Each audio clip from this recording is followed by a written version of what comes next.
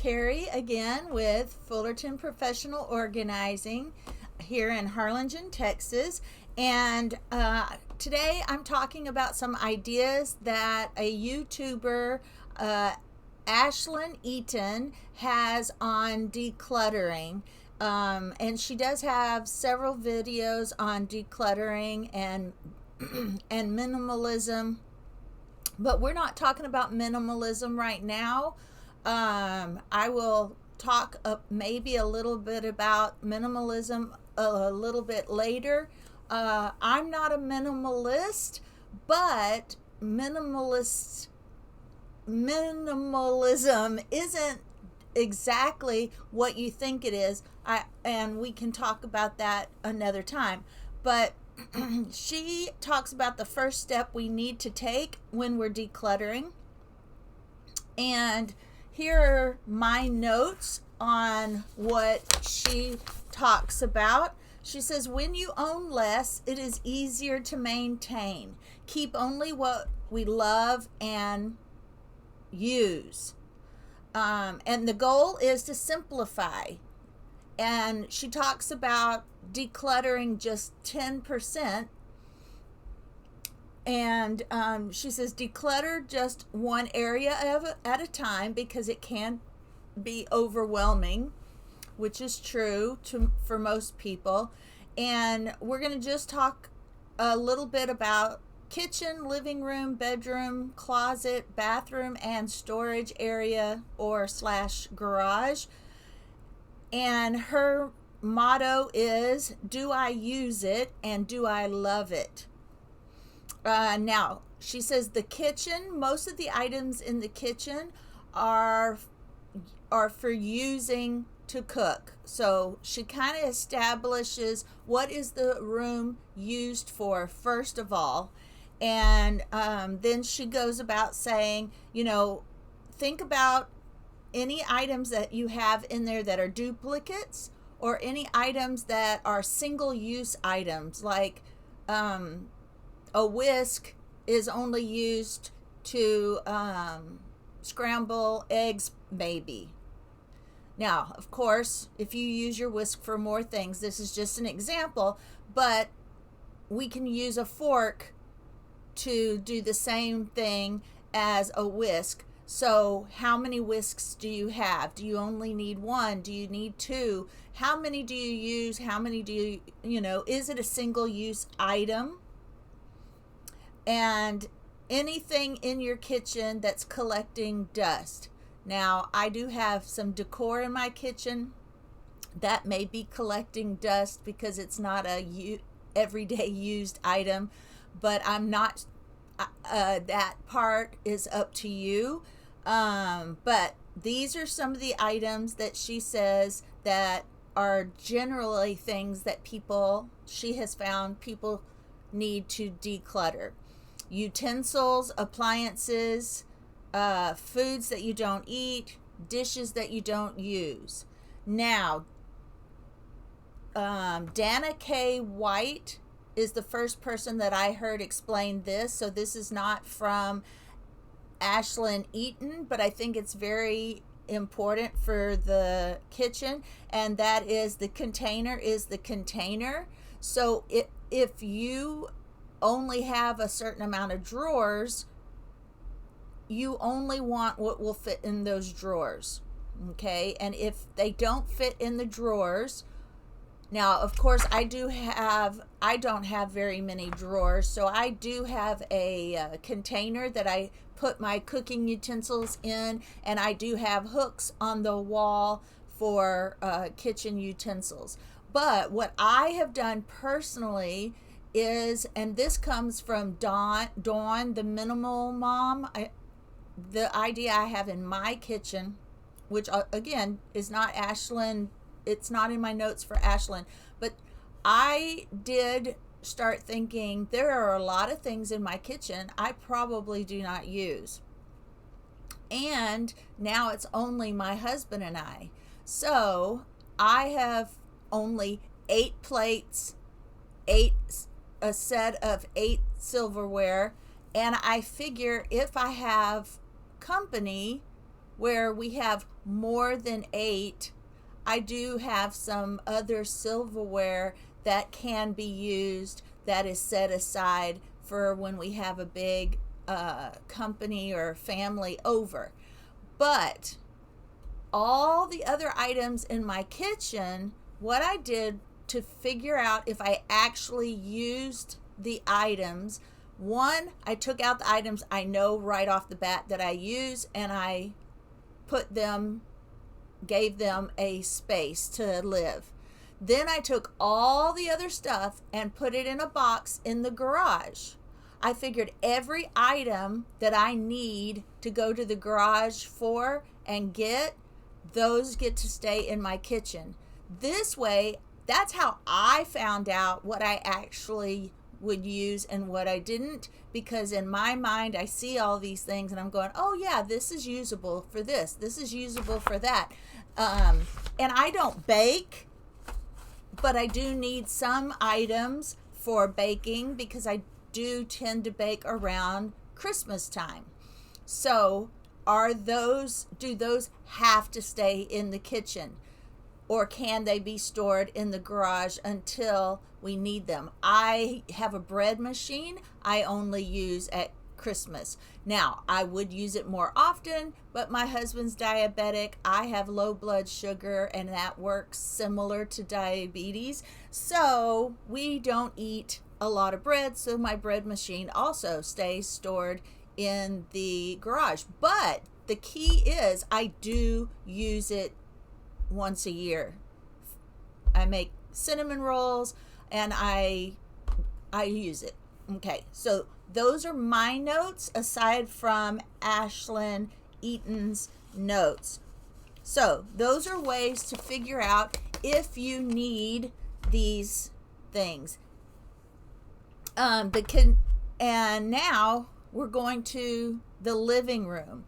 The living room is for social gatherings and relaxing, possibly to read a book or in front of the TV. So she says the things that you can probably declutter are decor, furniture, books, games, miscellaneous media, and kids' toys. If those are the things that are used in the living room, then those are things that you might possibly be able to declutter if they're not in use. Now, she says kids play with only 12 toys daily. I'm not sure where she got that information, but if you think about how many toys your kids actually play with, then there is a place there that you can declutter when you're thinking about that, and only you know what your kids play with. Now the bedroom's purpose is for rest and preparing for your day. So the things that you can declutter are decor, the clothes in your closet. Again, keeping in mind the closet is your container, and you can keep only what will fit in the container. Now, it may be different if you have some seasonal items that you need to rotate. I don't have very many because we have we have one day of winter, maybe two. So I have just a few winter things that I rotate with my swimwear, but that all is in my closet. Where if you have actual seasons, you may have to keep your seasonal clothes somewhere else, and that is all fine and good, just as long as you have a place, okay, for them, and you have room for them. A lot of organizers say you still should keep your closet as your container is your container. And some do say if you have seasonal items, maybe keeping them in a bin under your bed.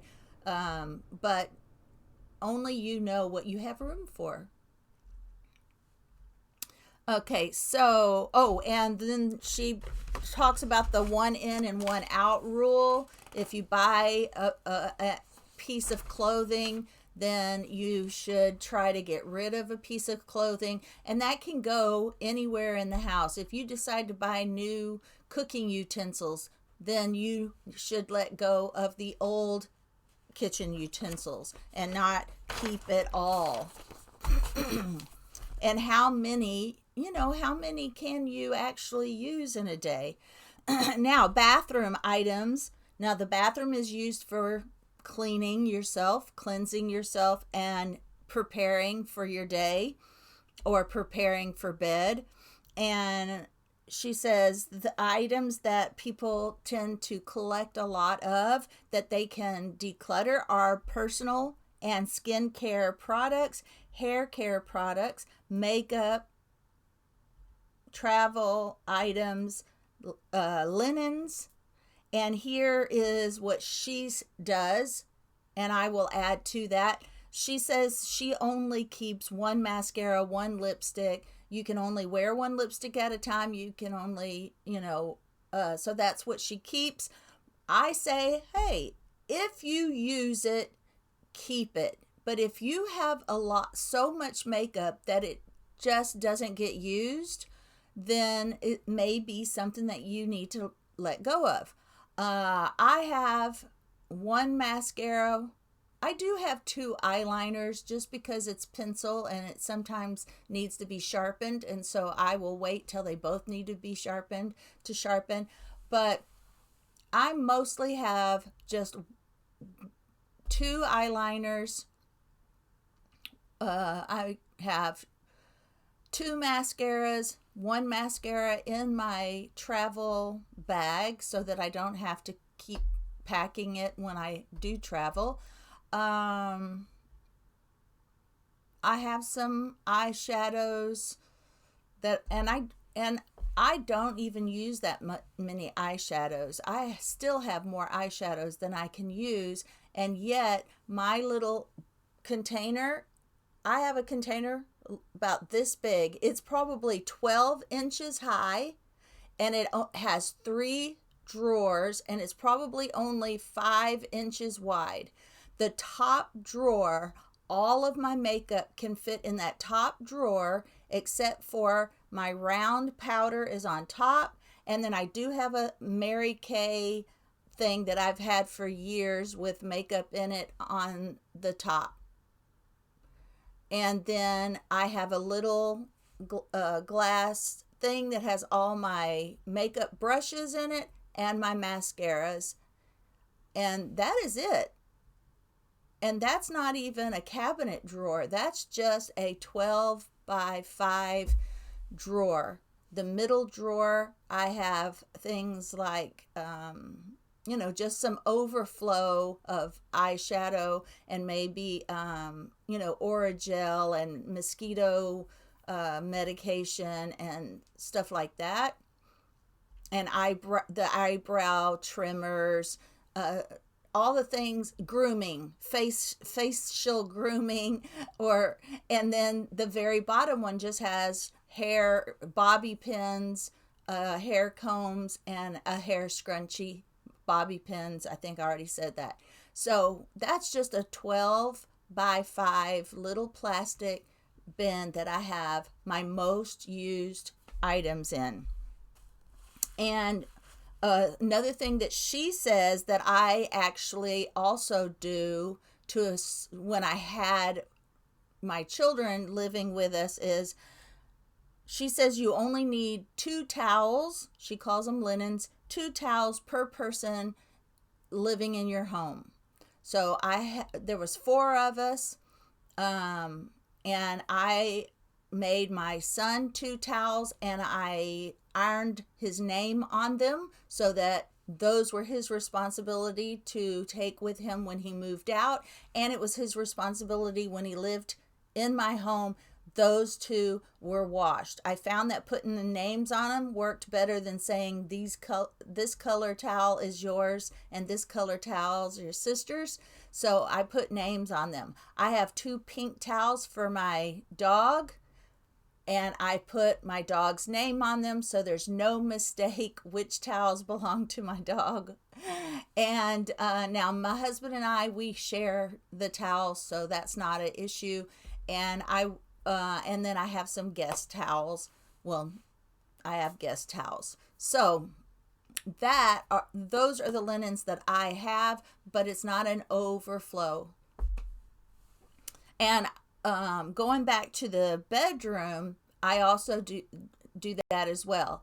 2 sheets per bed in the house, and whoever is the person that sleeps in that bed is responsible for washing them. But now that it's just my husband and I, we have 1 guest bed, and of course we will wash those sheets. But we have 4 sets of sheets in our house, 2 for the guest bed and 2 for ours. And it forces you to keep up with the laundry. Instead of waiting till you've run out of linens, you only have 2 sets. And the same with the towels. You only have 2 towels. So it forces you to keep up your schedule of laundry schedule. And yet there's not an overflow of laundry to wash because you don't have 1,000 towels and 1,000 sheets and 1,000 pieces of clothes to wash. If you only keep what you use and what you love, it makes laundry so much simpler. Now she talks about the garage or your storage area. Now that area, of course, if it's a garage, it's also used for your car. But if it's a storage area, it's used for things that you are going to use in the future, that you actually are going to use. If you have bins in there, she says, that you haven't opened for years, then maybe it's time to either just get rid of the bin without opening it, or open it and declutter it and only keep what you're going to use in the future. And some of these items are anything unused, we just covered, sports equipment that may be broken, tools and gardening, seasonal decor. Those are all things that you may be able to spend some time decluttering. All right, now for a little review. Ashlynne gives tips and strategies to decluttering and following 5 areas in your home. We talked about kitchen, living room, bedroom, bathroom, and storage areas. Decluttering is the single thing that is going to help you eliminate or significantly reduce the stress you may feel when it comes to your possessions. Ashlynne says, I was surrounded by clutter when she first got married and moved. Her and her husband moved in together. She was feeling stressed and overwhelmed. We had way more possessions than we needed or could realistically use. I decided to radically declutter. Over the course of about 6 to 9 months, I got rid of and decluttered 50 to 75% of our possessions. When you own less, any organization system is easier to maintain. Decluttering space by space can help make decluttering less overwhelming. Don't make the mistake of trying to tackle everything at once. If after decluttering you still have too much, determine a practical number for you to own. Like I said, your container is your container. Your house is your container. Your bookshelf is your container. It can only hold the books that will fit on the bookshelf. Your drawers, etc. Do you need 2 or 3 drawers for jewelry or makeup, or can you declutter it to where you only have 1 drawer? You know, everyone has their own collections, so everyone has 1 or 2 collections that they're going to have an overabundance of, and that is fine, but don't let it overtake your entire house. Designate an amount of space. Do you need a whole chest or drawer to hold jewelry, or can you just eliminate enough to where you only keep what you use? Or if you just love collecting jewelry, can it just be 1 or 2 drawers instead of the whole chest of drawer? These are all questions that you can ask yourself. And plus the 1 in and 1 out rule. If after decluttering you still have too much, determine a practical number to own. Too much decor can actually detract from the look or feel we are wanting in a space. Now, here are some steps. Simplify your closet to only the items you actually wear, what you love, and what fits. Follow the decluttering formula by asking 2 questions. Do I use it? Do I love it? When decluttering the kitchen, watch for duplicates, single-use items, and anything collecting dust. Declutter things in the bedroom that might distract you from resting at night or frustrate your attempts to getting ready in the morning.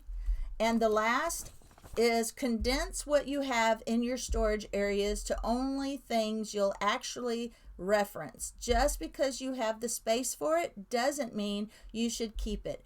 Ask yourself what you would rather use that storage space for. All right, guys, that is it for decluttering ideas from Ashlynne Eaton. I hope it helped you, and I will see you in the next podcast.